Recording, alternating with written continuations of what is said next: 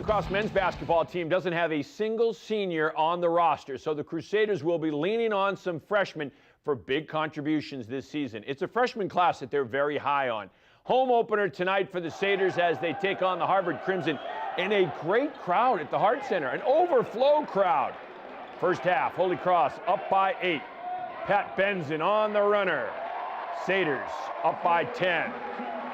Harvard's Robert Baker beyond the arc. Rattles home at 3, and the Crimson are down by 7. Holy Cross running. Benson feeds Austin Butler, and the freshman hits the triple. Then it is Matt Faw, another freshman with a deep jumper. Holy Cross is up by 9. Butler, 3-ball, corner pocket, you got it. Satyrs up by 6. Butler feeding Jehiva Floyd. Floyd going up strong for 2. HC up by 8. Benson taking it to the den. Nice take from Pat Benson. He's a legacy. Caleb Green, the freshman. 3 in the corner. Then Green taking it strong. Little turnaround, fade away off the window. You got it. Holy Cross up by 7. Satyrs swinging it around the arc to Green for 3. How about this group of freshmen? Floyd playing some defense, knocks down the pass, and the ensuing possession, it is Floyd finishing. And the crowd loves it. And they're loving how it finished out too. Benson, 18 points and 7 rebounds. Green and Faw, 2 freshmen with 12 points. Butler, another freshman with 10. Holy Cross wins 73-69. 3 freshmen in double figures. Wow. The Nipmuc football team is riding the play of its quarterback, Nicholas Clark. Clark led the Warriors to a Central Mass Super Bowl last week, and the stakes just getting higher. My quarterback, who takes a lot of grief from me, really had a great game, and he's one of the best kids in the world. We call him Happy Days because he's like, you know, something out of the 50s. He's just a great kid. But as far as the program goes, I don't know what all that means. I mean, it's Central Mass. We've won 2 years in a row. I couldn't be more elated with these kids. Win, lose, or draw.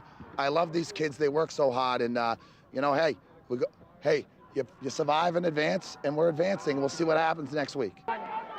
All right, so Nipmuc taking on West Springfield in the state semis. The winner going on to Gillette Stadium this Saturday is the game.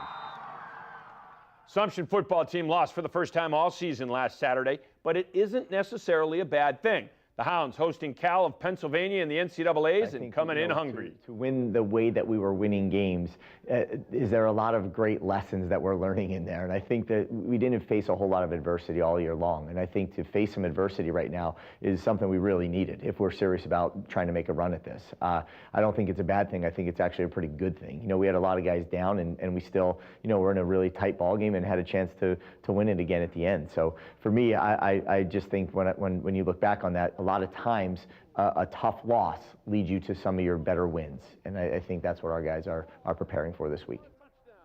All right, so Assumption taking on Cal of Pennsylvania at home on Saturday at 1 in the afternoon in the first round of the NCAA playoffs.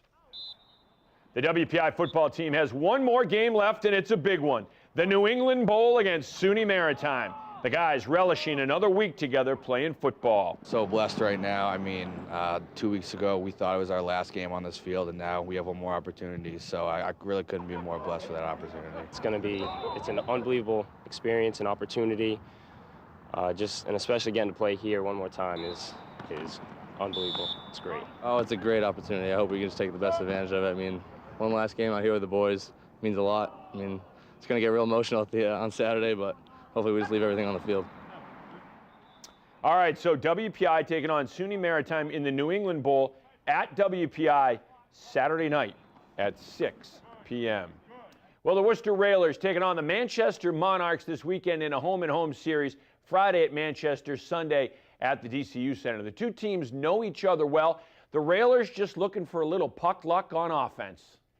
We've beaten Manchester twice. They've beaten us twice. Obviously, divisional game. I think we've played some good hockey here. A couple areas we have to tighten up. We've got to eliminate the odd man rushes, but managing the frustration is a big part for our team right now. We're getting a ton of chances. We're hitting a ton of goal posts. And the guys are competing hard. They're working hard. We just have to find a way to get results. They're a good team, but they got good defensemen that can move their feet and move their pucks. So just got to get pucks behind them. We got a game plan to just, get pucks on net. And even if it's an ugly, greasy goal, just to get those bodies in front of the net and just jam home some rebounds.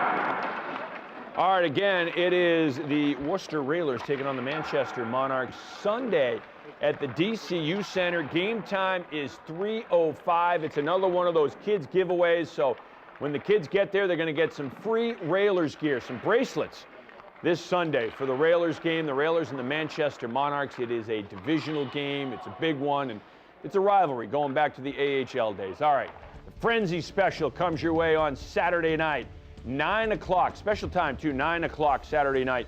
It will replay at 10:30, but we're going to have highlights of all the state semifinal games, highlights of girls state championship soccer, highlights of that Assumption NCAA football game. So wide world of sports. Join us Saturday night at 9 o'clock for all of that. It's going to be a packed day. I got to say, I love the nickname Happy Days.